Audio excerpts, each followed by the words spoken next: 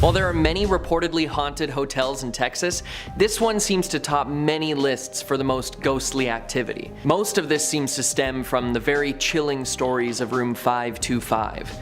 In the 1880s, there was a young couple that was having their wedding at the hotel, or at least that was the plan. The groom got cold feet and left the bride at the altar. Now, heartbroken, she ran upstairs to their suite, room 525, and took her own life. And it said she still walks the halls in her long white gown.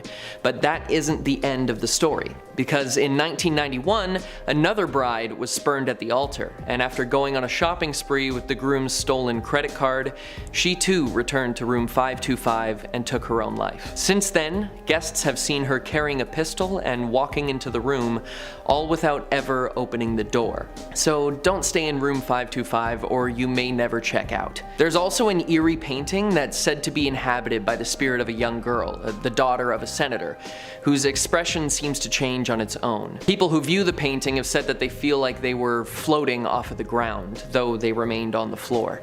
They also say that their equilibrium and balance was off for a few hours after looking at her. Number 9. USS Lexington, Corpus Christi. Now before I tell you about this spooky ship, make sure to hit the subscribe button so you can catch all of our amazing videos. As a naval vessel that saw actual battle, there have been multiple lives that were lost on board, including that of an engine room operator who still roams the ship at night waiting for the battle to end. The crew of the ship have often reported flickering lights and doors slamming on their own, which, given that this is a very well-maintained historical site, you'd think that they would have found the cause by now. Maybe it's just the ghosts of sailors lost to time. Coming in at number 8, we have the Marfa Lights in, you guessed it, the town of Marfa. While there is so much beauty in the area and plenty of non-spooky reasons to visit, the main tourist attraction to this quaint little town are floating, sourceless lights that seem to change color and even move in the night sky. Many visitors make the journey at all times of year to see the lights, and there's even a yearly festival made in their honor. Reported since 1883 by people of all ages and professions, no one knows what these floating orbs are. They appear at random, but usually in the same area of the sky, and since there's so much open space and low light pollution, it's perfect for stargazing, or seeing spooky orbs, I guess. Some say that these lights are UFOs, some say spirits, and others think that they're just headlights. All that I know is that if I see a mysterious floating orb, I'm going the other way. Number 7. Woman Hollering Creek, San Antonio. Said to be the home of La Llorona, or the Weeping Woman, this creepy creek leaves anyone who visits with a sense of dread. As the story goes, La Llorona was a woman who was distraught that her once doting, affectionate husband left her for another woman.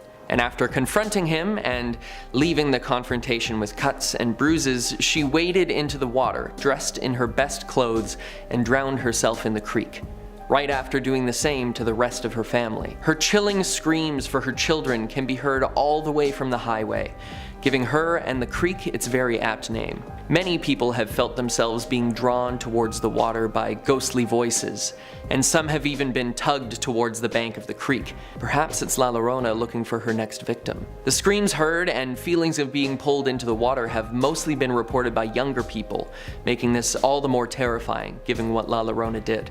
Number 6. El Paso High School. Now, when you're thinking of haunted places, a school isn't exactly the first place that comes to mind, but this one has quite a story.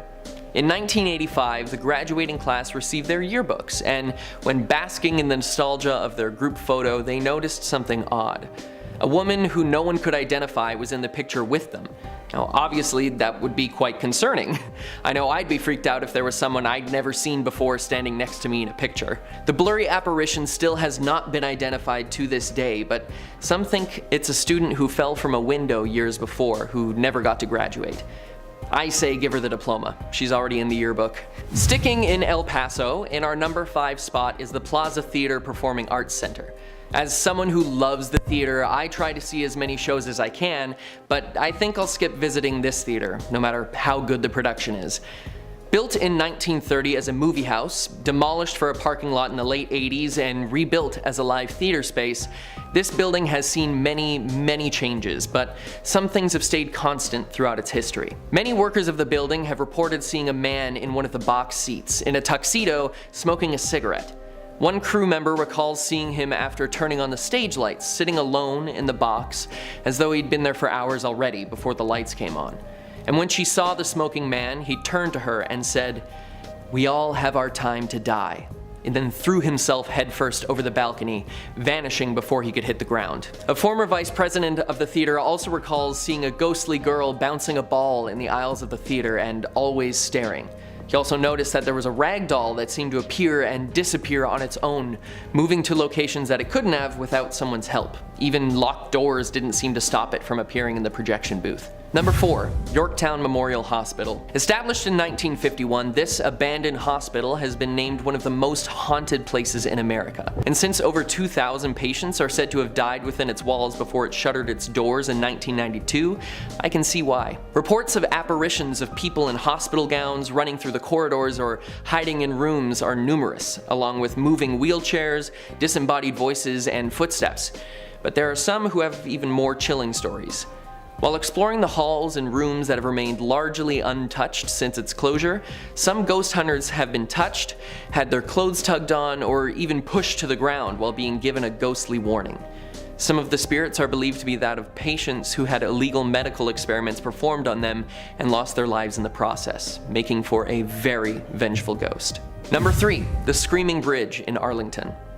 On the night of February 4th, 1961, 6 from the local high school were taking a drive after seeing a movie earlier in the evening. While driving down Bedford Road toward the rail crossing bridge, which had mysteriously been burned down a few years previous, only rebuilt earlier that year, they were startled by another car reversing and honking its horn wildly.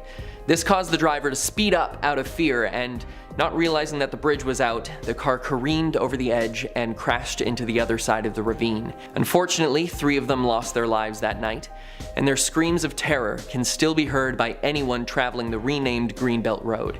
The saddest part of this story is that the car that startled them was being driven by a man who had just barely avoided going over the edge of the broken bridge himself, and he was reversing and honking to warn them of the danger ahead. The entire area, now known as Death Crossing, is now blocked off and no traffic travels through. At number 2 on our list, we have La Carafe in Houston. This historic bar, built originally as a bakery in 1860, has been serving patrons for decades, but many come not only for the drinks, but for a paranormal experience. Bartenders and visitors alike have seen apparitions of a hulking man walking upstairs and hearing his giant footsteps pacing the floor. No one knows who this may be, but some say he died there from some nefarious means. The former manager of the bar can also be seen staring out of the top floor window, looking over his patrons and ensuring they're having a good time. And he seems a bit more friendly. However, there are some that report the sounds of a body being dragged across the floor above, but when the sound is followed, nothing's there. Makes you wonder what happened upstairs. And since it's one of the oldest buildings in the city that's been in continuous use, it's become a tourist hotspot and a historical site.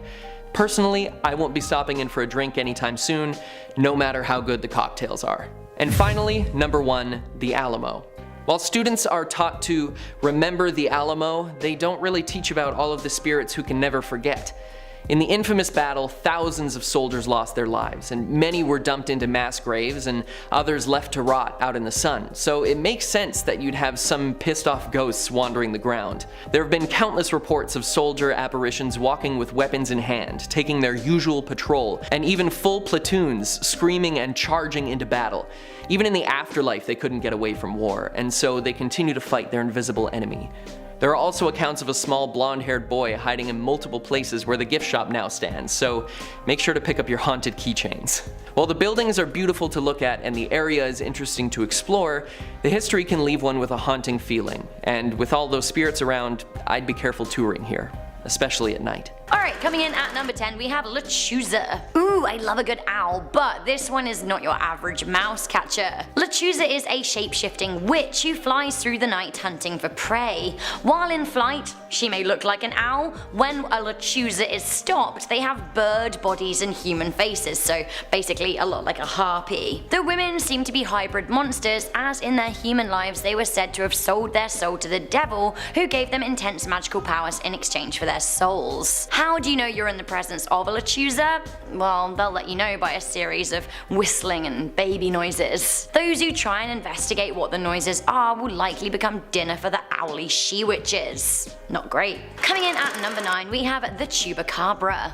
Ah, the legend of the Chupacabra. This one isn't constricted to Texas alone. The Chupacabra story first sprang up in Puerto Rico. It is said to be a blood-sucking monster from the deep that attacks animals and drinks the blood of livestock, especially goats, which is why the creature's name translates to goat sucker in Spanish. Anyway, in Texas, reports of the Chupacabra were rife in the year 2007 when a woman named Phyllis Canyon reported seeing one of the blood-sucking monsters at her ranch in South Texas. She also reportedly found a number of chickens with their throats torn open. This sparked a whole Chupacabra panic, and the legend of the beast was firmly consolidated in the Lone Star State lore. Coming into number 8, we have the Chinese cemetery. There is a strange urban legend surrounding a 7-foot-tall ghost and her lover at the Lona China Cemetery in Texas. This isn't just your classic ghost haunting in a graveyard, except actually I guess it is, only there's a freakishly tall ghost. The story goes that a man wanted to run away with his lover of Chinese descent, but he was forbade by his great-grandfather who owned the cemetery. The issue here was an issue of race. The man was Anglo-Hispanic, but his granddie didn't want him mixing. I bet that old racist isn't pleased that the cemetery is now called the Chinese Cemetery. Hey. Anyway, both the ghost of the tall woman and the man are said to roam the cemetery at night looking for one another, but sadly they never quite meet, which is pretty depressing. Apparently the female has been known to reach out and touch you, thinking that you might be the lost love. Sends shivers up my spine.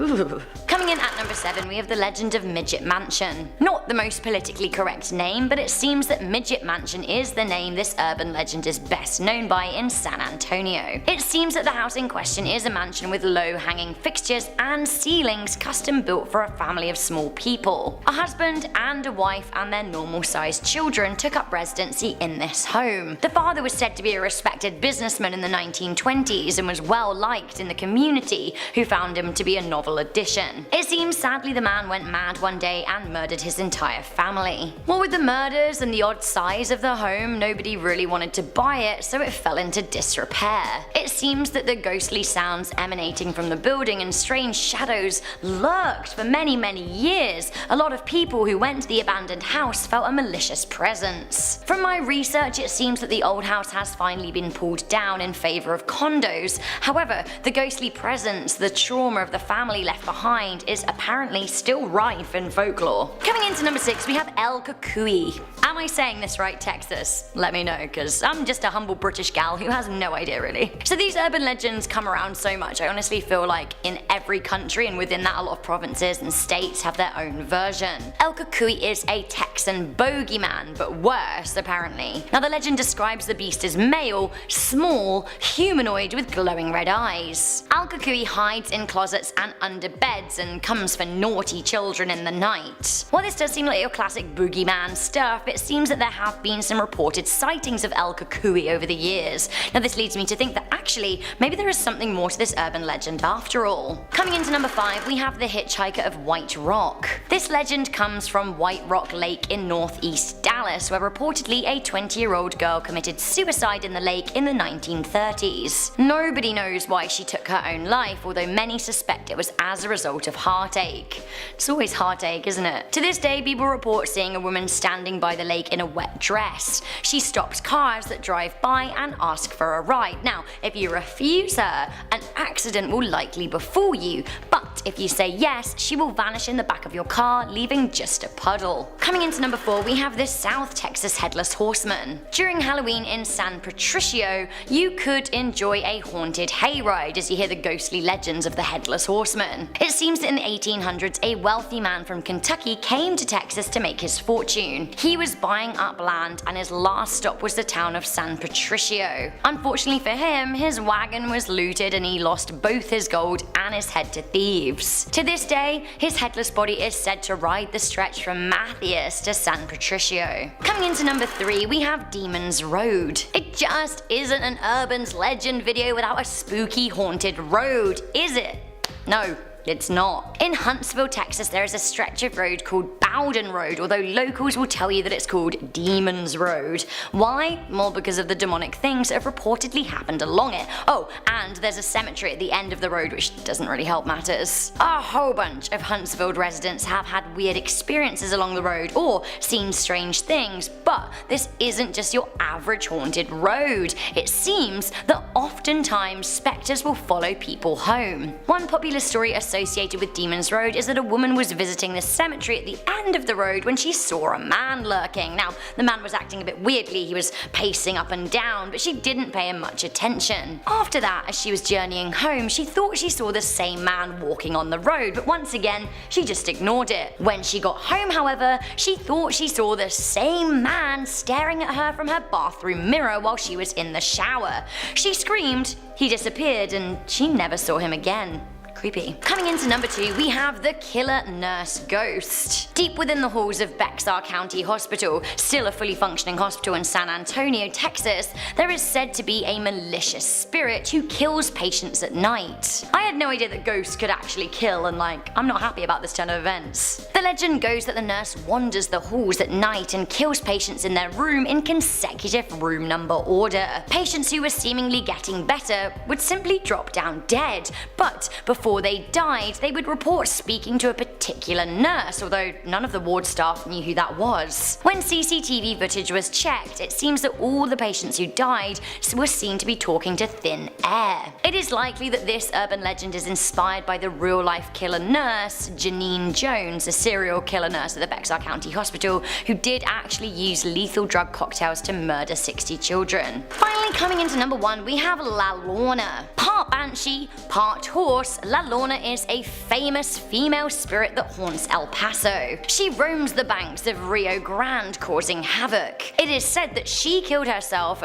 and her children down by the river because she was jilted by her ex-lover, who didn't want to marry her because he simply couldn't accept her kids. What a nasty man. Heartbroken and crazed, obviously killing your kids and yourself would be an emotional ordeal, and it seems that that emotion has carried on through into the afterlife. She's now heard wailing by the river. When she has been spotted, she is seen with the head of a horse and the body of a human.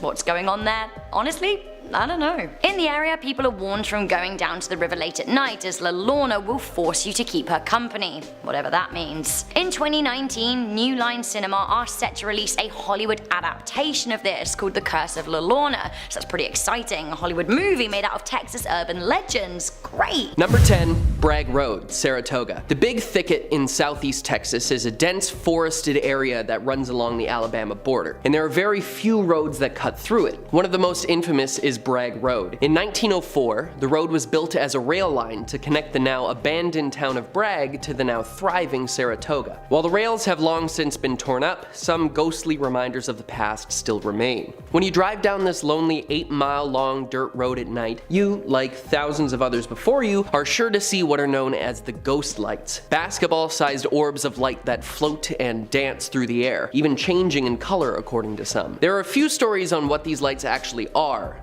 The most popular story is that a tragedy occurred on a midnight train run. The conductor, sleep deprived from a long journey through the state, needed some fresh air to wake himself up. He stuck his head out the window, and in a freak accident, he was decapitated by a tree. And now his spirit is wandering the road, searching for his lost head. The other prevailing theory is that the light is a ghostly lantern belonging to a groom whose bride left him at the altar. He went searching for her in the forest at night, but has still never found her to this day. Number 9. Baker Hotel, Mineral Wells. Mineral Wells is known for its, you guessed it, mineral-rich water. In the 1880s, people would travel from all over Texas to drink some, and it supposedly had healing powers and could cure almost any ailment. And with that kind of tourist attraction, you need somewhere for all of these folks to stay. And so, in 1929, the Baker Hotel was opened. With 14 floors and 450 rooms, it was the biggest hotel for miles, and it used the mineral water as a draw for all sorts of people. To this day, workers and visitors alike find find small things missing from their pockets or bags while touring the grounds, and workers have later found them on the floor in the Baker Suite, the room where the owner lived and died. They also report the smell of cigar smoke in the air, another habit of Mr. Baker, further proving his presence. But there are also some less friendly spirits here, notably that of the chopped bellhop, who lost his life in a freak elevator accident that saw his top half removed from the bottom half of his body. He's seen floating sans legs and screaming to be made whole again. Workers recommend you stay away, lest you meet the same fate. Known for its programs in engineering, technology, and agriculture, Texas A&M is one of the most highly regarded universities in the state. But the engineering building is home to not only future engineers, but the spirit of a former worker. In 1959, Roy Sims was the foreman for the meat locker in what was then the Animal Industries building. He was showing his assistant some tips on butchering bacon, and when the assistant stepped out to get them both some coffee, the knife slipped and Sims accidentally sliced his leg, severing his femoral artery in the process. The assistant returned to see Roy bleeding out on the floor and called an ambulance, but it was too late, and he passed away. Students and faculty alike report strange happenings in the building to this day. Noises and crashes, cool breezes when all the windows and doors are shut, and even objects moving or being out of place. And many attribute this to the ghost of Roy Sims just trying to get back to work. Number 7. Lake Highlands High School, Dallas. Imagine being back in high school, and during a rehearsal for the school play, the lights suddenly go out, and when they come back on, costumes have moved, props have crashed to the floor, and you see a ghostly apparition rise back up to the rafters. This is exactly what some students and faculty have reported at the Dallas High School. Reportedly, the ghost is that of a former student, Elizabeth, who took her own life jumping from the roof of the auditorium. While many attribute the cold spots and strange noises to the wind, there is no denying that there was a student named Elizabeth who attended the school around the same time the urban legend takes place and passed away, though the cause remains unclear. Number 6 on our list, the Ritz Theater in Corpus Christi. While there are no accounts of specific deaths associated with what was once South Texas's most beautiful theater, there are certainly enough ghostly happenings to make anyone's skin crawl. Paranormal investigators have reported that while walking through the now crumbling building, you can feel cold spots, hear voices, and see orbs floating through the air, some of which they've actually been able to catch on camera. Perhaps these are spirits who never managed to move on, or maybe they're happy right where they are, enjoying a pleasant night out at the theater in the afterlife. We won't know until somebody asks. Number 5. Jefferson Hotel, Jefferson. Originally built in 1851 as a cotton warehouse, the Jefferson Hotel has had haunting stories for decades. To this day, workers who were once skeptical of spirits have been converted to believers after dishes have gone flying, phantom footsteps were heard, and the front switchboard lit up as though the rooms were talking to each other, even when the hotel was closed to guests. Many attribute this to the ghost of Elizabeth, common ghost name I guess, who took her own life in the hotel after her soon-to-be husband sent a note that he would not be coming to the wedding. This has been verified by newspapers to have happened in the 1870s, and there have been sightings of a woman in white roaming the halls of the hotel ever since. Number 4. Hendley Row, Galveston. One of the oldest still operating commercial buildings in the city, Hendley Row has seen many occupants throughout its time. Most notably, it was a watchtower during the American Civil War. Some have reported a soldier on the roof of the building at night watching out for Union Army members. There are also many spirits who appear soaked and wet from the 1900 storm that they and 12,000 others lost their lives in. However, my favorite story from this building is actually more recent. The manager of the market was gifted a photo of Dr. Wilbur, a man who had lived and died in the buildings many years before, and they decided to hang it in the market as a historical artifact. When Hurricane Ike hit the city in 2008 and left the building in 10 feet of water, damaging so much of the property, the picture remained unharmed, despite falling in the water. During their annual Day of the Dead celebration, the photo is included on the altar, along with many other objects and candles. With a 3-person rotation to ensure it's done, the candles are extinguished at night. Yet every year, the candles are mysteriously already burning the next morning. Number 3. Haunted Train Tracks, San Antonio. On a dark night in 1936, at the rail crossing on Shane Road just outside of San Antonio, a tragedy occurred which would rock the state to its core. An after-hours event at the local elementary school had many students staying late that night, and the school bus service was diverted till later in the evening. When it was time to go, students loaded up and headed home. Unfortunately for some, this would be their last ride. The bus had been working better than ever all evening, the bus driver noted, and suddenly it stalled out on the rail tracks. The driver tried and tried to restart the vehicle, but it was no use. Then suddenly a train appeared. Its lamp must have been out, and it was too late to move the bus, even if it was working. The driver began to carry students off the bus as fast as he could, but then the bus was hit by the train side on and the driver was thrown from the window. 10 students survived, but many others didn't. After recovering from his injuries and leaving the hospital weeks later, the bus driver got in his car and returned to the rail crossing that night. Haunted by grief, he drove his car onto the tracks, turned it off, and hurled his keys into the night, determined to take his own life. And when he saw the train charging down the tracks, he suddenly felt the car rolling forward, all the way off the tracks and out of harm's way. When he inspected his car, he saw multiple sets of small handprints on the back, perhaps those of the students, not wishing for his life to be lost in the same way theirs had. Number 2. Hotel Galvez, Galveston. After the devastating hurricane in 1900 that left many dead and much of the town destroyed, Galveston decided to rebuild. And with that came the Hotel Galvez. Many spirits are said to be lurking the grounds, even to this day, but the most infamous of them all is Audra. In 1952, she was staying in room 501, while her fiancé was out at sea working on a cargo vessel. When news came from the company that their ship had sunk and all hands on board were lost, Audra decided to end her life in the hotel room that night. But a few days later, her betrothed returned to the hotel. Reports had been wrong and he had survived the shipwreck, and elated to see his fiancée, he threw open the doors to room 501 and saw her body. Distraught, he then took his own life, laying next to her on the bed. And finally, we reach your number 1 most suggested haunted place in Texas, Goatman's Bridge. This bridge in Denton once led to the homestead of a farmer, the Goatman, who was renowned for the quality of his farm's milk, cheeses, and meat. The former owner of the land never saw any such success while he operated the farm, and in a booze-fueled fit of jealousy, he attacked the farmer, put a rope around his neck, and threw him from the side of the bridge. He then returned to the homestead and burned it to the ground, taking the lives of the family and the livestock. When he returned to the bridge to check on his gruesome handiwork, he looked below only to see an empty noose. He then heard 3 loud metal clangs, like someone was knocking on the bridge. And then suddenly behind him, a large, ghostly man with a goat for a head appeared, put a noose around his neck, and threw him over the side of the bridge, taking revenge for himself and his family. Now they say that if you visit the old Alton Bridge at night and knock 3 times, you too will see the Goat Man. But be warned, he does not like to be disturbed. Number 10. Summit Elementary School. This place is legendary for having the worst child art ever. It's said that the art made by the kids here is so awful that if you put it on your fridge will break down and you'll have to spend thousands of dollars on a new fridge. No, I'm just kidding, that's not the actual urban legend. It's way worse than that. The Summit Elementary School is an abandoned school and is one of the most haunted places in Texas. Nobody dares venture near it, except for those ghost hunter guys with goatees. There's a bunch of creepy stories tied to this place. It's said to be a very common stop for people who would commit racist murders against black people. In Texas? No way. Another part of the legend is that there's bodies of dead prostitutes stuffed into the walls. I would imagine that's terrible for the air quality. And on top of all this, there was a janitor who used to work there who would apparently throw kids in the boiler. There was a straight up Freddy Krueger at this school, but apparently they had a great Spanish program. Number 8. Theater Center. This would make horror movies so much better. I imagine you get to watch a movie about ghosts in a place that's actually haunted by ghosts.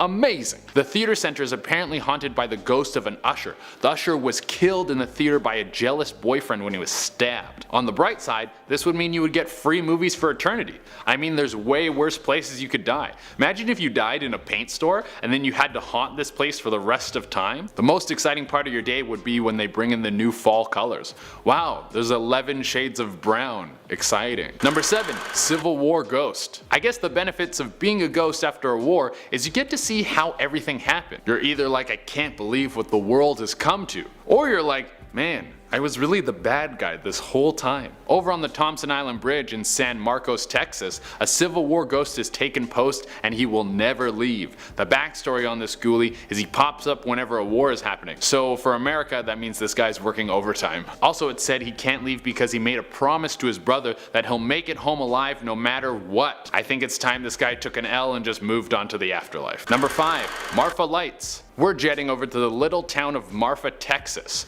In this little old old country town, there's some pretty weird happenings appearing right in the sky. The Marfa lights are these balls of light that appear out of nowhere, like someone floating in midair is lighting off an M80. There has been so much speculation on what it could be. Some people think it's spirits floating around doing a little dance for the people watching. Just because you're dead doesn't mean you don't want attention. Other people think that it could be aliens. They think that they travel between this spot in Marfa and wherever these aliens have come from. They can use this spot to take samples of the Earth, like a little school trip. But scientists have said that it's just balls of gas lighting up in the air. Boring scientists always ruining our fun. But hey, there's still hope that they're just trying to cover up some actual alien activity. Number 4. The haunted lighthouse of Boulevard Peninsula. Do we still need lighthouses for anything other than being giant creepy buildings and being the best place for seagulls to meet and poop? I know nothing about sea travel, so these might actually still be very important. But the lighthouse is more than just a seabird truck stop. It's haunted. The story behind this tale is the lighthouse used to be manned by a husband and wife with the help of their teenage son. One day, maybe from too much sun or having to eat fish for dinner one too many times, the kid snapped and killed both his parents and then committed suicide. Now the spirit of the crazed teen haunts the halls or stairs or whatever a lighthouse has. The backstory on this is kinda loose. Some people swear it to be true, while others say it's just a tale made up by some kids who are stuck in a small town. The only way to find out would be to go to the lighthouse with some Monster Energy and a copy of Call of Duty and see if you can draw out the teen's spirit. Number 3. Camp Lulu Sam's. Camp's great, guys. You make a bunch of friends, you do a bunch of arts and crafts, and occasionally one of the camp counselors will go crazy and murder everyone. Yay! Who needs sunscreen? The legend behind Camp Lulu Sam's is it was an all-girls camp, and one night one of the counselors lost their mind and killed a bunch of the people at the camp. It says you can still hear the screams of children when you're on the property at night. However, if you check the history books, there's nothing about a mass murder at the camp. So this might have been made up to spook some of the kids who come to stay there. Number 2. Bigfoot. Yes, I know Bigfoot was originally spotted in North Carolina, but there have been many sightings of the possible missing link in the Lone Star State. I mean, if you're a Bigfoot, I can't imagine you believe in borders. You just kind of go anywhere you please whenever you want and try to not get shot and make sure you're always out of focus. Although I do think that Texas would be one of the worst places for a Bigfoot to travel. They're covered in hair and Texas is almost always hot. There's cowboys and trackers all over the place who would probably love to hunt you down, and there's so many guns. I would definitely put Bigfoot on the list of things that are totally fine to shoot on sight. But the old ape man is really popular in Texas. There's even a group in Beeville called the B County Bigfoot Research Group that is dedicated to finding out the truth about Bigfoot. I wonder if they get paid for that, if they just do it out of the goodness of their hearts. Starting us off at number 10, the Elder Street Artist Lofts. Formerly a hospital, it's no surprise to anyone that these lofts are believed to be one of the most haunted locations in Houston, Texas. But it's not for the reason you may think. While of course many died in the hospital during its operation, as is totally normal, the paranormal experiences have to do with the fact that the hospital was built over a cemetery where roughly 3,000 Civil War and yellow fever victims were buried along with countless slaves. And isn't that just a recipe for disaster? At the time of construction, there was a ton of controversy as people were understandably concerned about building on top of a cemetery. So to ease the town, they built the basement above ground and left the graves undisturbed. Apparently many graves were actually relocated as well, but there was no formal sweep for remains, so who knows what was left behind. As many in the town predicted, their efforts to build on top of dead bodies did not evade the inevitable spirits from rising into the building, and over the years many have reported sightings of strange shadowy figures and feelings of being watched, only to see that no one is there. Now, many actually live in these apartments today, but let me tell you, I don't care how nice these lofts are, you couldn't pay me to live in a building where ghosts were known to roam around the halls. Next up at number 9, Al Engineering Building. Back in 1959, a man named Roy Sims, who was an instructor at the university, made a grave mistake that changed his life forever. Back then, it was known as the Animal Industries Building and was home to the meat locker where students would learn how to properly butcher animals. Now, this particular day, Roy went down into the basement where the meat locker was to get some work done alone. Once down there, he started carving up a pig for some bacon when suddenly the knife in his hand slipped and punctured his thigh right in his femoral femoral artery. Alone and bleeding out, some say he dragged himself across the floor towards the elevator before he died, leaving a long trail of blood behind him. It's believed that he haunts the building to this day, with reports of people hearing strange noises and screams coming from the basement. Some have even seen apparitions or strange objects moving along the wall, and sometimes even finding unexplained dark stains on the floor of the building. Believe it or not, some janitors have even requested to be reassigned to different areas of the building out of fear for the terrifying things they've witnessed. So enter if you dare, as the basement continues to haunt all that dare to try. Next up at number 8, the Millermore Mansion. Once home to wealthy plantation owners in 1861,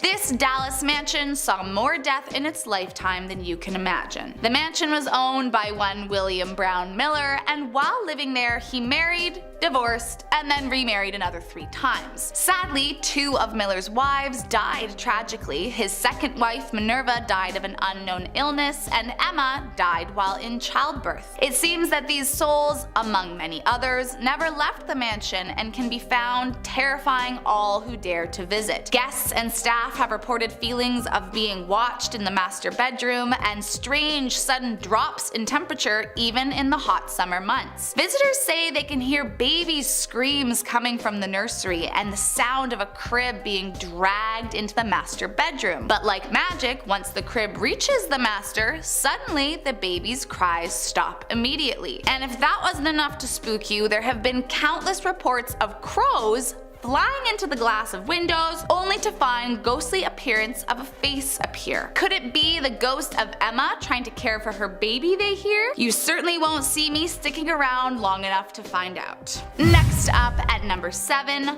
the White Sanitarium. Located in Wichita Falls, the White Sanitarium, also commonly known as the Old Insane Asylum, opened in 1926 under the direction of Frank White, but became abandoned sometime in the 1950s. Now, I don't know about you, but the idea of a haunted abandoned asylum just sounds like the start of a horror movie. I mean, it's not like the people that were sent off to live in asylums have great quality of life, and if they died there, I'm sure they had a vengeance. It is rumored that very strange experiments were conducted in the asylum, which many believe to be the root cause of the hauntings, as they believe these procedures killed many of the patients. Visitors and passers-by have reported hearing children screaming from the building, mysterious lights turning on when there was no electricity connected to the building, and a strange woman in white roaming the grounds and peering through windows, watching all that dare to walk past. Coming in at number 6, Presidio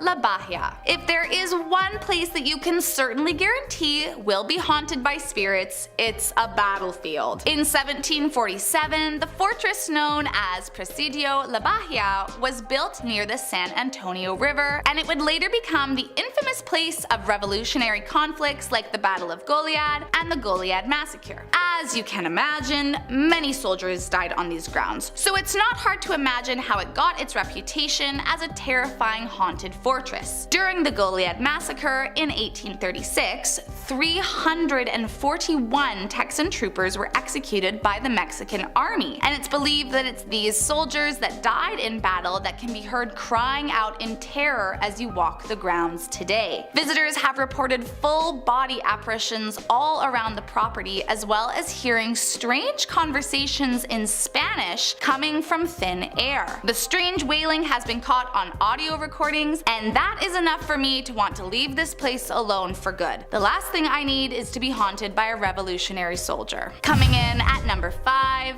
the Emily Morgan Hotel. Built in 1924 in San Antonio, Texas, the building was originally designed to be a medical arts building. Complete with a crematorium and morgue, it was known to house hundreds of doctors and was considered one of the best hospitals one could visit. That was until it closed in 1976 and became an office building, and then just 10 years later, a hotel. Today, those who work at the hotel tell frequent stories of the terrifying encounters encounters they've had, specifically in the basement. What is now the basement of the hotel was the crematorium and morgue in its days as a hospital, and it seems whoever was left in that morgue all those years ago is not yet finished with that building or anyone who dares enter. Employees claim to have seen orbs, heard screams, and been greeted by the smell of burning flesh. But it's not just the basement that will leave you running for the hills. Apparently, the 7th floor is known to have its fair share of scary spectacles. Allegedly haunted by the ghost of a bride, no one knows what her connection is to the building, but many have come into contact with her. Guests have been known to check out in the middle of the night after hearing blood-curdling screams and seeing her reflection in the mirror. And most frightening of all is that some say they've actually seen her walk through walls. So save yourself the sleepless nights and trauma and just book a different hotel if you ever plan to visit San Antonio. Coming in at number 4, the Magnolia Hotel. Back in 1840,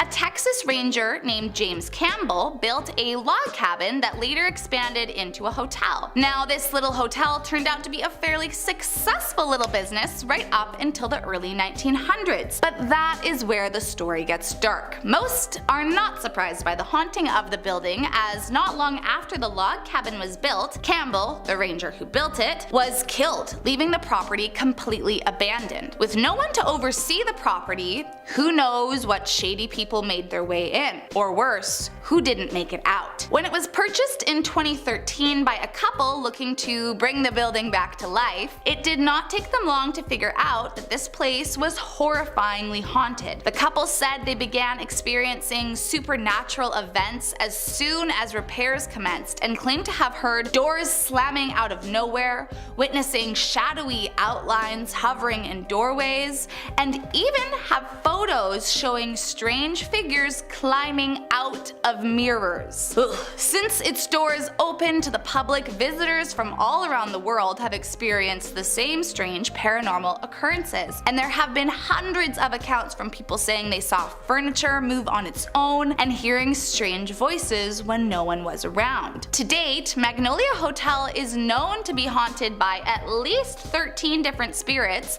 but those are just the ones they've found. The real number is assumed to be much higher. Next up at number 3, Littlefield House. Although the outside may look like a beautiful fairy castle, don't let that fool you. Located in Austin, the Littlefield House is a terrifying mansion said to be haunted by Alice Littlefield, the former mistress of the house. As legend goes, Alice and George Littlefield were a beloved couple throughout all of Austin. They couldn't have their own children, but cared deeply for their nieces and nephews and paid for all 29 of them to go to university. But not all was so perfect behind closed doors. When George would leave the house to run errands, he would lock Alice in the attic, fearing she would be kidnapped in his absence and wanting to keep her safe. Well, naturally, as being locked in an attic does to a person, she began to become hysterical, and her fear of being kidnapped and killed that was instilled by her husband slowly started to drive her mad. George then died before Alice, and it seems she slipped further into hysteria until her own death. Now Alice is known to haunt the mansion, where inexplicable sounds and shrieks can be heard echoing through the house,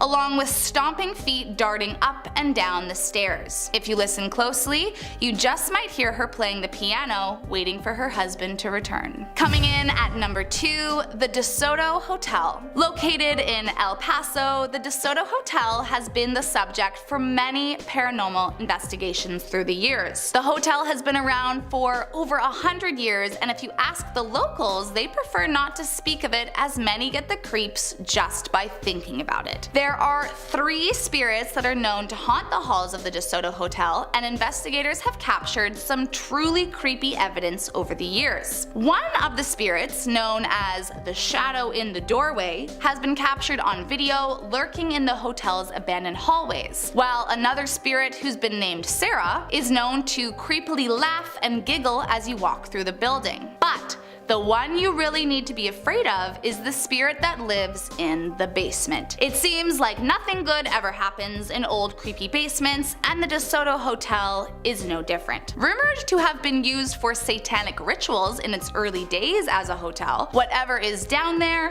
does not want you to visit. While some believe the entity to be a restless spirit incapable of controlling their anger, some are convinced it's a demon. Employees and investigators have reported being pinched, growled at, scratched, hit, and even bitten by whatever is down there, and investigators have even captured what sounds like a demon answering questions on an EVP. Let's just hope that whatever is down there stays in the basement and doesn't start wandering through the rest of the building. Who knows what dangers could happen then. And coming in at number 1, the Old Park Hotel. Built back in 1886 as a lodging for cowboys in the Ballinger area, the Old Park Hotel has had a wide variety of purposes over the years, including a schoolhouse, a courthouse, and most famously, a brothel. Now a B&B and antique store you can go and see for yourself, but visitors beware, as the previous owner has reportedly identified 30 different entities present in the hotel, and it's no doubt that you'll start to experience strange paranormal sensations as soon as you enter. Patrons have reported having entire conversations with women in costume who they believe to be staff, only for them to disappear suddenly without a trace. But the worst and most scary is the spirit of the cowboy. Known to be a very angry spirit, the cowboy has been witnessed by countless guests as well as caught on camera standing menacingly in the doorway holding what appears to be a pistol. But that's not all. One paranormal investigator looking for more information on the cowboy came by and left a piece of equipment in the room to monitor the spirit. He left to go downstairs to monitor, but when he heard a large crash from upstairs, he rushed back up, only to find it completely smashed and destroyed all over the floor. Not only that, but there have been many accounts of people feeling touched or tugged or even being pushed down the stairs when no one was around them. In fact, some investigators have been so traumatized that they've checked out in the middle of the night, never to return again. Now, if a spirit can scare an investigator, then that's all the convincing I need to stay as far away as possible. Number 10. White Rock Lake Park, Dallas. In 1943, the story of the ghost of White Rock was published in a Texas folklore publication, Backwoods to Border. The story goes that there was a young couple who was looking for somewhere they could be alone. They drove down a deserted road and parked on the shore of the lake. When they turned their headlights on, they saw someone walking towards them. A woman dressed in a white sheer dress who was soaking wet was coming closer and closer to their car. Concerned, they asked the woman if she was alright, and the woman then spoke and said, "I'm sorry to intrude, and I would not under any other circumstances, but I must find a way home immediately. My boat overturned, the others are safe, but I must get home." The couple agreed to take her home, and she gave them an address not too far away. As they drove off, the driver turned back to ask for some directions, but the backseat was empty and soaking wet. When they arrived at the address the woman in white gave them, a man answered the door, and when he was told what happened, he replied, "You are the third couple who's come to me with this story. 3 weeks ago, while sailing on White Rock Lake, my daughter drowned. Many sightings have been reported since." Number 9. The Moody Mansion, Galveston. Before I get to the next entry, make sure to like and subscribe if you're enjoying the video so that I can keep bringing you the most amazing content. Before it was known as the Moody Mansion, it was the Willis Mansion. Built for Narcissa Willis in 1895, this 31-room mansion boasts a Romanesque architecture with ornate features like stained glass windows and hand-carved woodwork. She commissioned the house to be built against her late husband's wishes after he'd passed, spending the family inheritance in the process, something her 10 children did not appreciate. Unfortunately, she didn't get to live there long since she passed away in 1899, and it was then purchased by the Moodys. In 1900, a hurricane destroyed much of Galveston and took the lives of some 6,000 people, but strangely, the mansion stayed standing, untouched. Perhaps it was the ghost of Narcissa keeping her prized possession safe? Visitors to the house constantly report faces and spectral images showing up in photographs taken in the house, prompting paranormal investigators to come here to do research. church. Number 8. San Fernando Cathedral, San Antonio. The oldest church in the entire state of Texas has stood tall for nearly 300 years, and in that time it's collected many spirits, some of whom were buried within the walls of the church themselves. When searching for paranormal activity here, one of the first things researchers often see is a white horse trotting in front of the cathedral, only to disappear soon after. It's said that the horse was a gift from an Apache tribe that was refused and killed. Other ghosts that walk the grounds include that of a man dressed in black clothes from the 18th century who follows tours and then suddenly disappears, as well as those of monks who can be seen and heard standing at the back of the pews during services. Number 6. Martha Chapel Cemetery. When the two men drove up to the cemetery, which was named after the first person who was buried there, Martha Palmer, moonlight was piercing through the clouds and lighting the headstones and epitaphs before them. They both got out to crack a few brews and explore the cemetery, but when the driver decided to pour some on one of the graves, a skeletal hand burst from the ground, grabbing at his ankle and dragging him into the dirt. His friend and passenger ran over to help, kicking at the zombie-like arm and dragging him away. After he was freed, the driver called out for them to escape, and when he got back to his car, he looked back, but didn't see his friend who supposedly just saved his life. He was actually still sitting in the passenger seat, asleep. And as he peeled out and drove back down Demon's Road, his passenger slumped over into his lap, and the driver realized that his friend had died. Allegedly, he passed away from a heart attack on the drive to the cemetery. And in 2018, a video surfaced from someone who was exploring the Google Street View of the area and saw a ghostly image appear inside the cemetery. A creepy, pale face of a boy was behind a tree in one shot and missing in the next. There was also a large black figure in the background that did not seem to be human.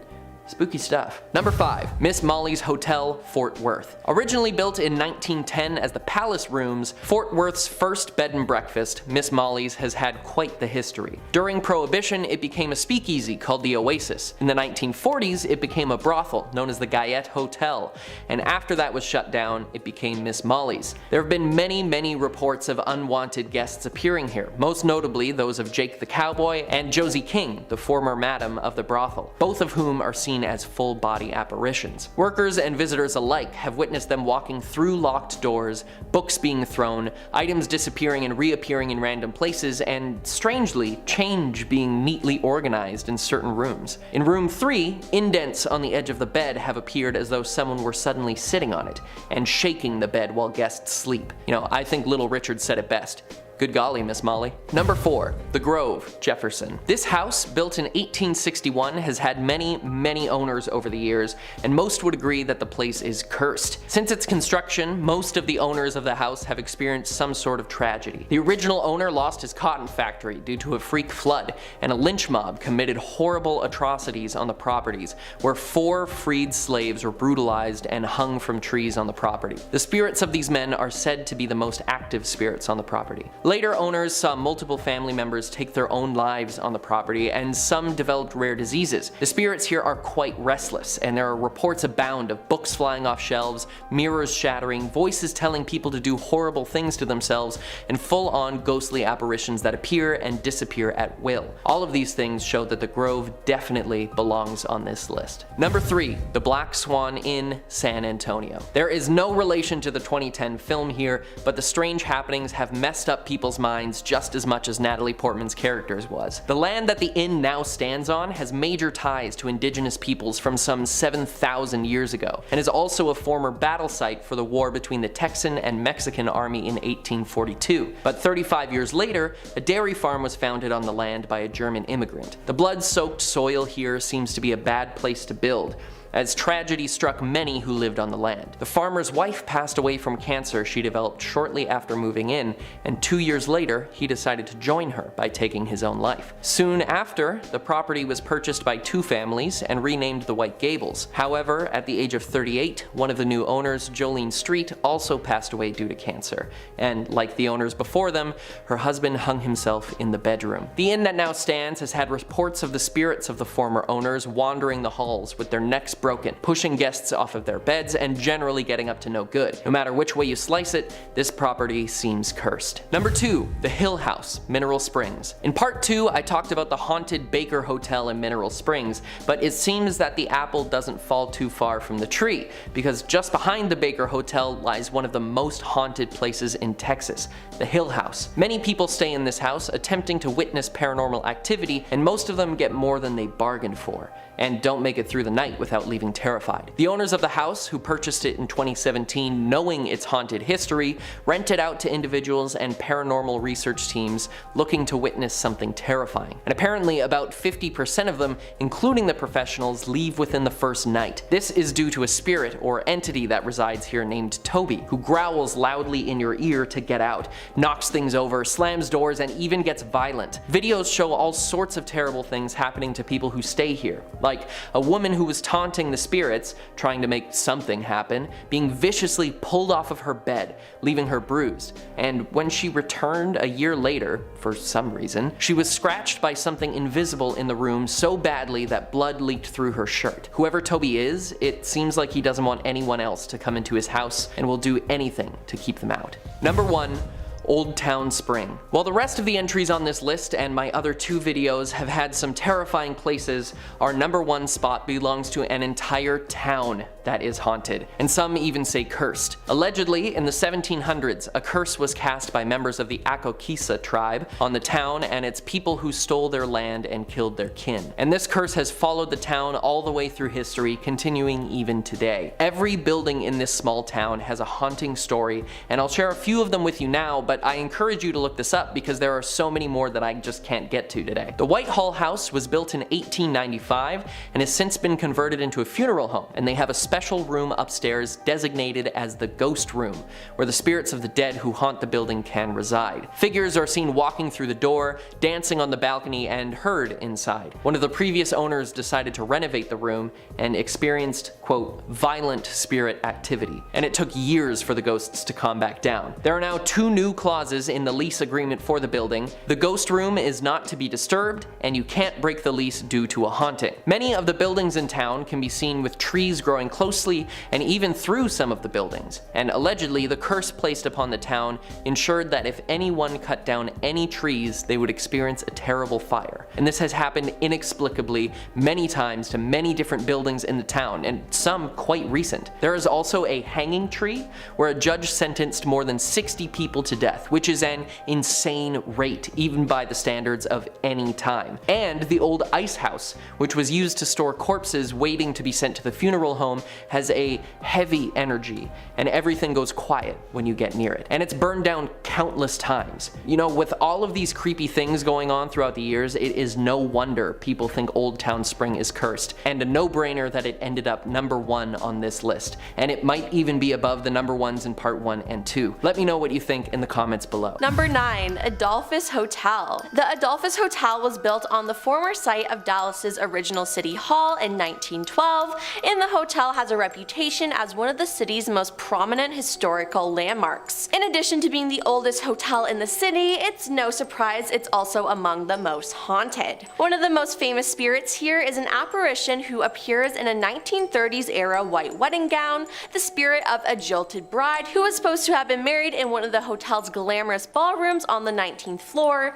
but ended up taking her own life at the hotel instead when her groom left her at the altar. Ever since that night, guests staying on the 19th floor report hearing a woman crying, footsteps running up and down the hall, and even the sound of rope creaking under the strain of a body. The bride spirit has been spotted wandering the halls after events and parties, still wearing her white dress and veil. Again, this is just incredibly sad. Staff and guests of the hotel also report an eerie feeling of being watched or of a presence in the room with them. Now, not all ghost residents have sad backstories, as many are believed to be former guests who checked in again during the afterlife because they had such a good time in the hotel back in their days among the living. Guess it's a cool place to be in life and death. Number 8. The Coombs Creek Trail. Located in Oak Cliff, this trail offers a serene, scenic path along Coombs Creek for nature lovers to enjoy, but everything is not as it seems, as this trail has an eerie history. Years ago, a young girl named Mary would ride her bike every day along the trail,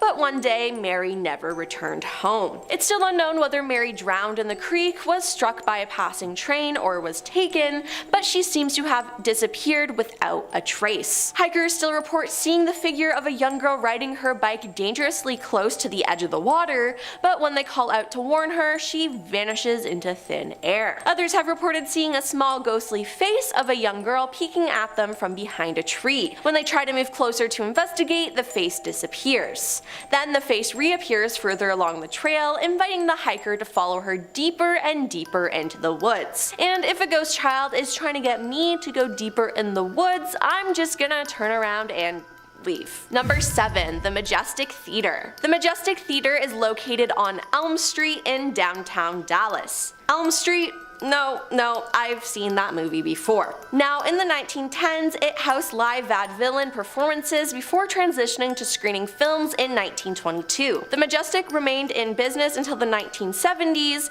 and then its doors were reopened for live performances in 1983 after it landed on the National Register of Historic Places. Some say the theater's original owner, Carl Hopitzel, still haunts the building, making sure things run according to his liking. One former employee claims he shared an office space with Carl during his time there. He reports that one of his responsibilities each night was to ensure that the door in his office leading to the theater was locked, but each morning when he showed up for work, the door was wide open, and a strange chill would permeate from the room. When he mentioned this to his manager, he laughed and explained that this was only Carl, who liked to use the door to get into the theater and check up on things. Weird smells, stage props inexplicably moving, and a light hanging above the balcony illuminating on its own have all been attributed to Carl. His spirit is rumored to linger there to this day, making sure his theater runs smoothly and maybe catching a show or two. Number 6. Snuffers Restaurant on Greenville Avenue. Snuffers is a popular local chain that serves classic American food, or at least that's what it says when I Google it. But the location on Greenville Avenue serves up a lot more than just burgers.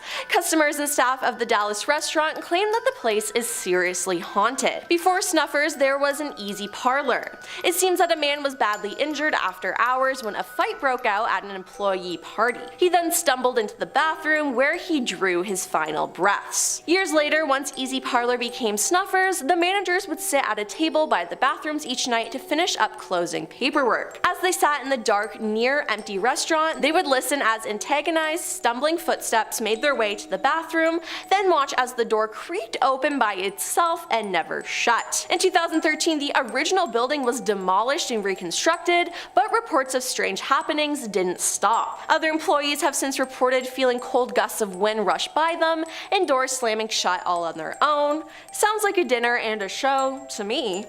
Number 5. Flagpole Hill. Just adjacent to White Rock Lake is a road leading to the infamous Flagpole Hill, the rumored location of a band of rock-hurdling poltergeists. Yep, you heard that right, they just throw rocks at you. Passerbys report driving through the area late at night only to be pelted by a rain of pebbles. When they got out of the car to chase down the culprits, there were none to be found. Local legend identifies the ghost as 3 restless spirits tangled in the dark history of the area. According to the story, a construction worker ended their own life in the house on Flagpole Hill before its completion, and a hired hitman was later convicted of taking out the couple who occupied it. Now, don't think just because you're not in a car, you're safe.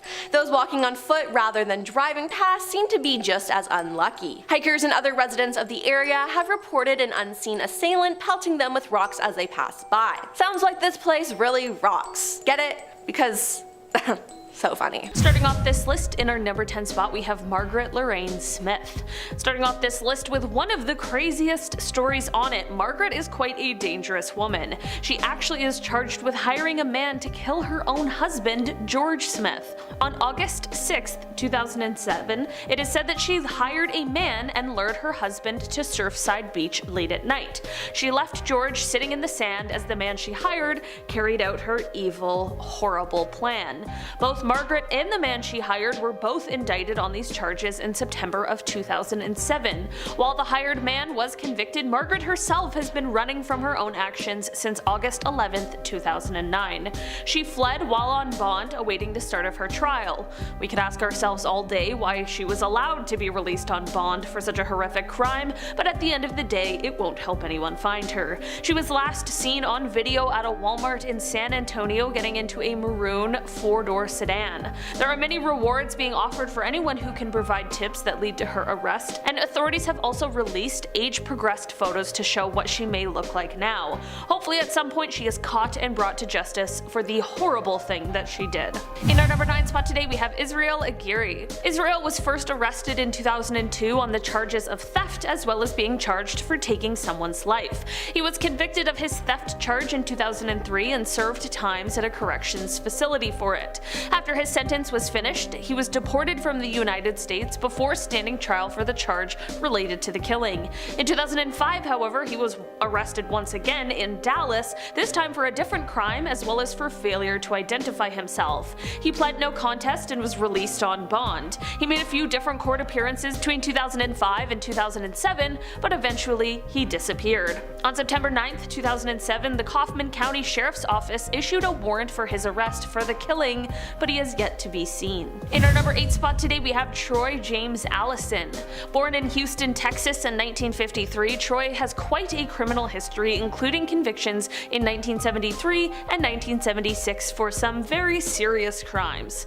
In 1977, he was convicted of a horrifying crime following an incident involving a 22-year-old female. For this, he received a 75-year sentence, which he served up until he was paroled in 2003. Since 2004, however, he has been on the run. He was last seen in the Lufkin area, but is still wanted for his parole violation as well as failing to comply with orders to register as a sex offender. The most wanted website lists his past employment history, as he's had jobs as a pipe fitter, welder, and a meat cutter. In our number 7 spot today we have the Phantom Killer. This is the moniker used to refer to an unidentified serial killer who was active in the spring of 1946. During this time in Texarkana, Texas, whoever this suspect is killed 5 people and injured 3 others over the course of 10 weeks. Many people call this series of crimes the Texarkana Moonlight Killings, and despite best efforts, no one has been able to solve the crimes. Basically, the MO of these incidents involved young couples who had parked their cars on the secluded Lover's Lane at night, and they were the primary targets. The first couple who encountered this monster thankfully survived their attack, and they were able to provide a description which involved the assailant wearing a white sack over his head with holes cut out for the eyes. From all of the urban legends, true crime stories, and just general spooky stories that I've heard, which involves people parking on Lover's Lane, I think it's officially convinced me to never go anywhere near any such kind of place. Because of the time it's been, it's possible that whoever is responsible for these crimes will never be caught. In our number 6 spot today we have Susan O'Connor. About a month and a half ago, a woman was arrested and it was found out that she had been on the run for years. 54-year-old Susan O'Connor was pulled over on October 28th for speeding, but what the officers found was more than they likely could have ever imagined. As it turned out, Susan was on the run since 2009 when she fled with her then 3-year-old son. Her fingerprints confirmed her true identity and she was charged. For 14 years, Susan's son was listed as a missing person, but with Susan being found, the now 17-year-old was finally reunited with his father. It appears as though the reason Susan fled in the first place was to disrupt and interfere with some sort of custody issue that she was having at the time. Susan is now being held at the Collin County Detention Facility in McKinney on warrants for failure to appear and interference with child custody. Her bond has been set at $100,000, and if convicted, she likely will face time in prison. In our number 5 spot today, we have Jose Fernando Bustos Diaz. Back in 2005, Jose was working on a ranch as a hand at the Oaks of Kendallwood Stables, which were located in northwest Harris County. As he worked here, he made the terrible decision to take someone's life. He pleaded guilty to the crime once caught and received a 35-year sentence for it. On April 6, 2010, however, this story spun even more out of control when he escaped from his prison unit approximately 70 miles southwest of San Antonio. On that day, the sheriff's office and the jail both issued warrants for his arrest regarding the escape, and on April 13th, the U.S. Marshals Service issued another one pertaining to unlawful flight to avoid prosecution. Many people believe that he may have managed to flee the country entirely, but at this point, anyone's guess could possibly be correct. In our number 4 spot today, we have the Servant Girl Annihilator. This horrible name refers to one of America's first known serial killers who was responsible for taking the lives of 7 women and 1 man in Austin, Texas between December of 1884 and December of 1885. All of the victims in this case were members of staff who had either been killed as they slept or dragged out of their beds and killed outside of their homes. There was even one night on December 24th, 1885 where this person took 3 lives in one night. That is horrifying. There have been many people questioned, arrested, and even one likely suspect, but considering the many years it's been, it's safe to say that the one responsible will likely never be found. In our number 3 spot today, we have Brandon Hogan. Brandon has landed himself a spot on the Texas 10 Most Wanted Fugitives list, the most amazing top 10 most wanted fugitives list. He is said to have ties to Coryell County, which includes both the cities of McGregor as well as Gatesville, Texas. The reason he is on the most wanted list is because in 2007 he was convicted of harming someone and it caused bodily injury, and because of this he received 5 years probation. His probation, however, didn't last long. It was actually revoked the following year and he was instead sentenced to 5 years confinement. In August of this year, however, Brandon was arrested for theft of firearm, burglary of a habitation, assault, and criminal mischief. On September 26, 2002, he escaped from his work crew station and since then has been on the run. In our number 2 spot today, we have Matthew Edgar. Born in 1996, although young, Matthew has quite the history when it comes to run-ins with the law. In 2015, Matthew was convicted of evading arrest as well as causing serious bodily injury, and as a result of this, he was sentenced to 3 years of confinement and 3 years of probation. In 2020, things took a way darker turn, however, when he was arrested for taking someone's life. In 2021, he was subsequently arrested for harming a family/household member, which appears to have been by way of impeding their ability to breathe. Earlier this year in January, he was attending his initial days of the trial that was in relation to him taking someone's life before he fled on January 26, 2022. He did end up being convicted in absentia and has been sentenced to 99 years confinement. On January 27, 2022, just a day after he fled, a warrant was issued for his arrest, and hopefully he soon is found so that he can serve the sentence he received from the judge. In our number 1 spot today, we have Patrick Carrier. 3 of the Texas 10 most wanted fugitives quite recently were finally found and brought back into custody, and Patrick is just one of them. After fleeing, Patrick was finally caught and was arrested in Houston on November 21st. He initially was in trouble in 1993 when he was convicted of a killing and received a 45-year sentence for that crime. In 2013, he was convicted again for possession of an illicit substance and was sentenced to 6 months confinement, but was released on parole in October of 2020. This turned out to be a mistake, however, as he totally disappeared, completely violating the terms of his parole, and with a violent history, that is a major cause for concern. At the beginning of 2021, in January, the Texas Board of Pardons and Paroles issued a warrant for his arrest for a parole violation, and then in March, just a few months later, the Harris County Sheriff's Office issued a warrant for his arrest for aggravated assault with a deadly weapon.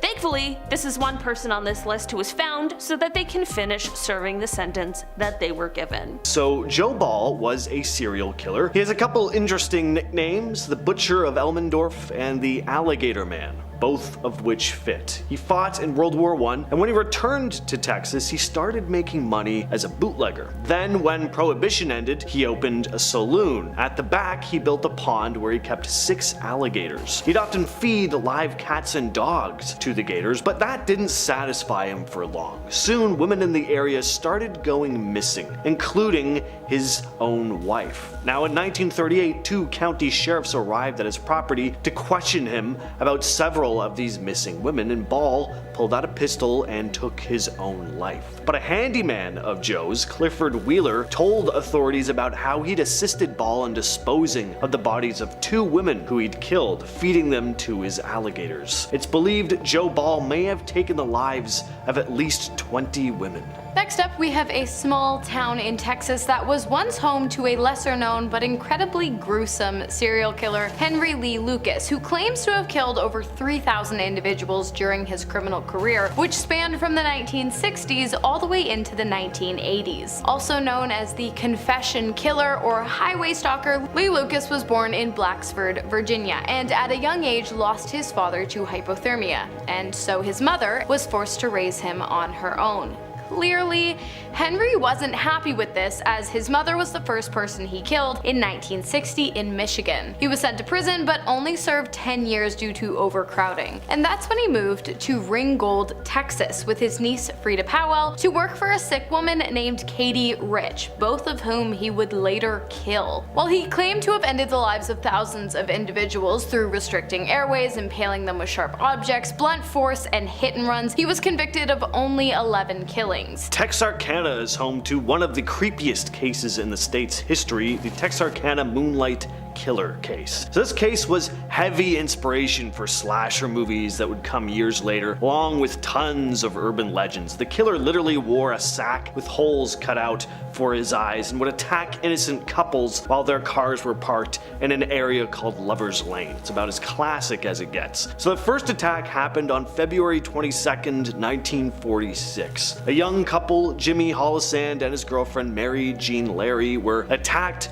by a man with a pillowcase over his head carrying a firearm. Jimmy was pistol whipped and very injured, and Mary was attacked, but the two lived. Many of the other victims wouldn't be so lucky though. He would attack 6 other people, and it all happened in a period of 10 weeks. The assailant became known as the Phantom of Texarkana, and the case was never solved. Regular hospitals are bad enough, but abandoned and haunted hospitals definitely take the cake, so of course we had to include at least one on today's list. The Yorktown Memorial Hospital, located in Yorktown, Texas, between San Antonio and the Gulf Coast. It was built in 1951 to house and treat those suffering from substance abuse. When the hospital was abandoned in 1980, the living residents and staff members exited the building. But what about those who died during their time in the hospital? Well, it's said that they still inhabit the premises to this day. And no, I'm not talking about 1 or 2 patients who died while under the hospital's care. I'm talking about thousands, over 2,000 to be exact. So really, it's no wonder the place is extremely haunted. Honestly, I'm surprised it didn't open up some kind of gateway to hell and land a spot on the list in our last video.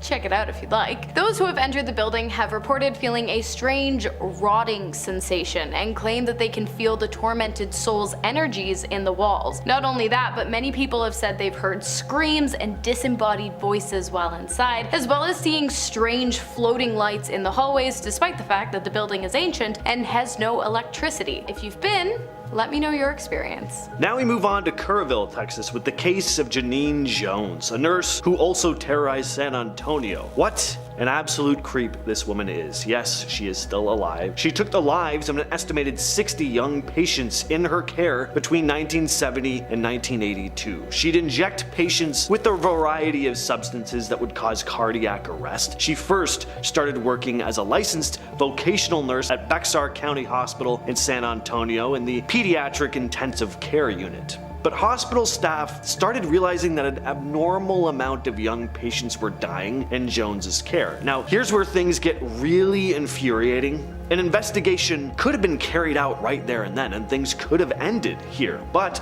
the hospital didn't want any negative attention, and they certainly did not want to be sued. So instead of alerting authorities, they asked all of their current LVNs to resign and then rehired exclusively registered nurses to take control of the pediatric ICU. This meant that Jones could just move on and start working at another hospital, which she did. So more young patients died at her hands at a pediatrician's clinic in Kerrville. There, a doctor finally found she'd been accessing lethal amounts of succinylmethonium chloride. So in 1985, she was finally convicted and is now serving life in prison. Circling right on back to Yorktown, it appears as though this particular town is home to not only an incredibly haunted hospital, but also an incredibly disturbing creature known as a Wendigo. Although the creature is best described in Algonquin folklore, which is Canadian for my Americans on this channel, many locals of the town claim to have seen one of the beasts. Many people have compared the Wendigo to a skinwalker, as it is tall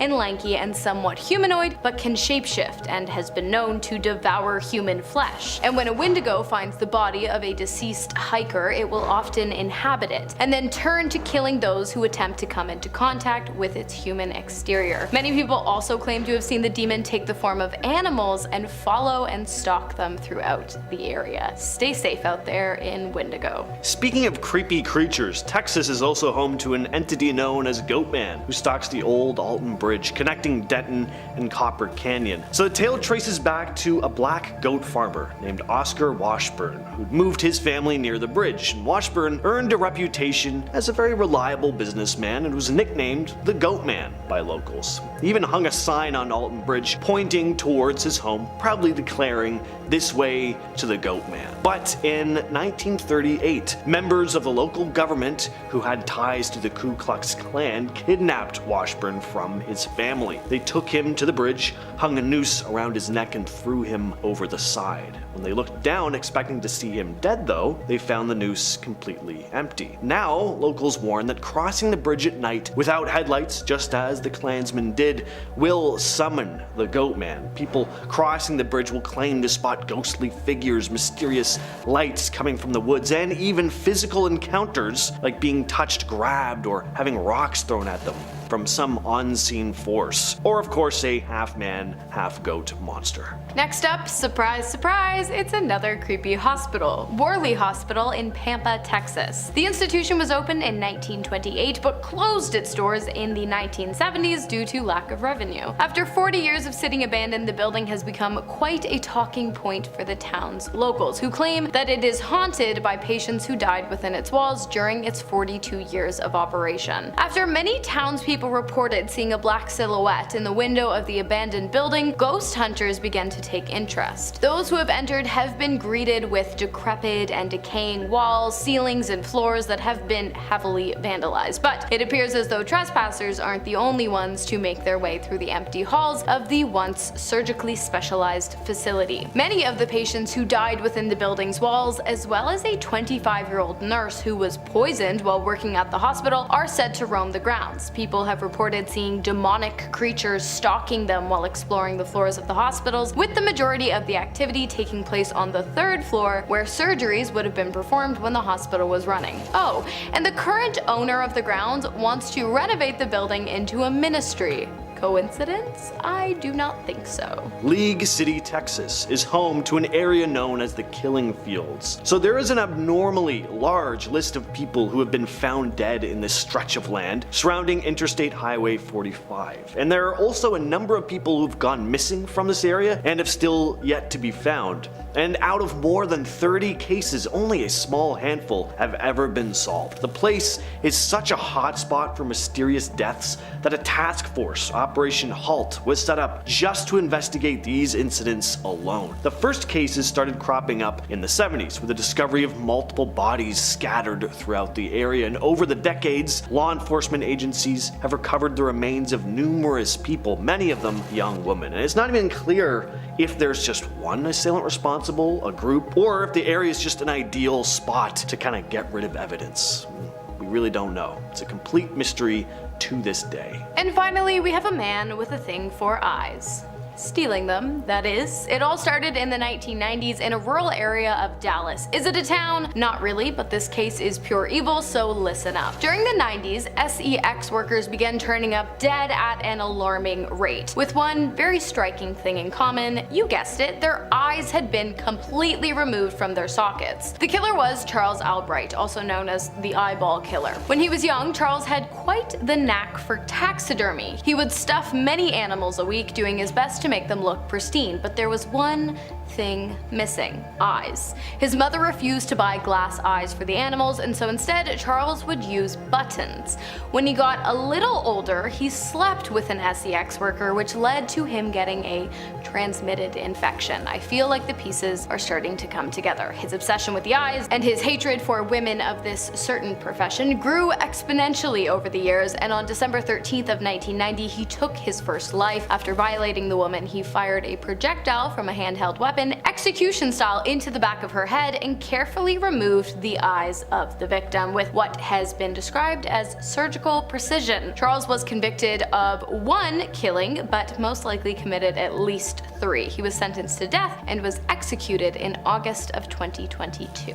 Starting off our list today, we have the Texas killing fields. As the name implies, people died there. At least 30, but possibly more. This stretch of land that covers 25 acres is located just outside of Texas City. It is vast, barren, vacant, and apparently the perfect place to hide a body. Since the 1930s, many young women have gone missing in the area surrounding the fields, and while some remain missing to this day, many of the women's bodies have been found discarded in said fields. The first discovery was made in 1984. A dog carried something its owner originally thought was a ball out of the field, but it turned out to be a human skull. And after that, the floodgates opened. Clyde Edwin Hendrick, John Robert King, Peter Zwarst, Kevin Edinson Smith, and William Lewis Reese were all arrested and imprisoned for separate killings, except for King and Zwarst, who had worked together, meaning that only a total of 4 killings have been solved to date. The killers of the remaining victims, as well as the remaining victims' identities, remain unsolved to this day. Next up, we've got Alton Bridge, also known as Goatman Bridge, located between the Texas cities of Denton and Copper Canyon. The bridge was used from the 1930s all the way up to 2001 when it was closed for vehicle traffic. So yes, it's abandoned, but how has it earned itself a spot on our list today? Well, it's got a pretty dark past, which I will tell you about now. The legend goes that in August of 1938, a successful goat breeder who went by the name of Goatman, but whose real name was Oscar Washburn, hung a sign up on the bridge that read, "This way to the Goatman," which apparently severely pissed off a local radical hate group that I can't say the name of here on YouTube, but they wore white pointed hoods and they were terrible. Probably know who I'm talking about. Well, one of the members of that group took Washburn by force. They brought him to the Alton Bridge and ended his life. They threw him over the side of the bridge, but when they looked down to catch a glimpse of his body, he was nowhere to be found. Enraged, the group made their way to his home and killed his entire family. Since this alleged incident, many people have claimed on many separate occasions to have seen the ghost of Oscar Washburn leading his flock across the bridge in the middle of the night. Next up, we have the Baker Hotel in Mineral Wells, Texas, which is probably one of the most famously abandoned places in the state, according to the internet. Although it's no longer abandoned today, actually it's now a health spa. It was abandoned between the years of 1972 and 2019. The hotel opened its doors in 1929, welcoming people from all over who were attracted to this so-called crazy water with healing powers found in the town of Mineral Wells. Many spirits are said to haunt the hotel, including T.D. Baker, who died in his room of unknown causes after his mistress flung herself from a 7th floor window. Another apparition who calls the hotel home is a bellhop who was cut in half during an elevator accident back in the 1950s. If you already have a fear of elevators, I'm so sorry, that's super gross. Another is a young man who died of leukemia while staying at the hotel. Reports of red lipstick smears appearing out of nowhere, broken glass, windows opening and shutting on their own, along with legitimate ghost sightings, continue to fascinate visitors of the area and the hotel, both in its abandoned and reopened state. Next up, we have Stewart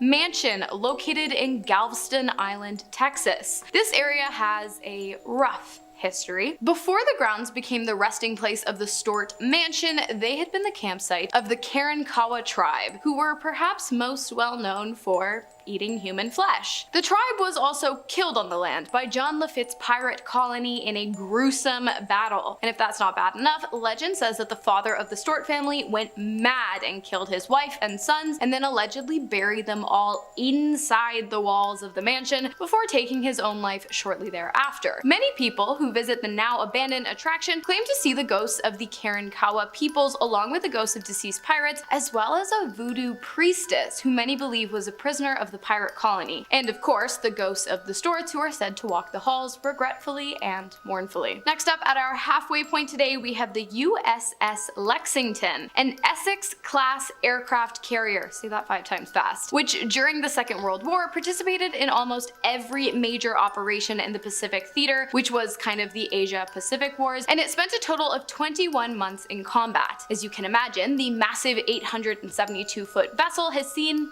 a lot of action in its day, but on its final day at sea, the vessel was hit by 2 torpedoes in its hull and it began to sink. 216 crewmen were killed and 2,735 were evacuated. In true naval fashion, the captain, Felix Stump, was the last to disembark the vessel. He did survive, but died of cancer many years later. Thanks to fundraising efforts, the abandoned ship was eventually retrieved from the ocean floor and converted into a museum, which has been referred to as the most haunted in America. It's said that anyone who enters the ship will feel the presence of those who died on board. Next on our list, we have the old Yorktown Memorial Hospital, which opened in 1951 and was abandoned in 1990, but eventually reopened many years later as a tourist attraction, meaning you can visit it if you want. While this is the case, many people believe that the hospital was never truly vacant, as even after its closure, it was home to the many ghosts that continue to roam its halls. In fact, the attraction is so haunted, it actually appeared numerous times on the reality television show Ghost Adventures. If you guys watch that, I don't know, let me know in the comments. I've never seen it. Perhaps the most famous story that outlines the horrors of the hospital would have to be the one detailing the incompetence of Dr. Leon Norwierski, who slit a patient's throat while performing a procedure on their neck. Whether or not this was an accident is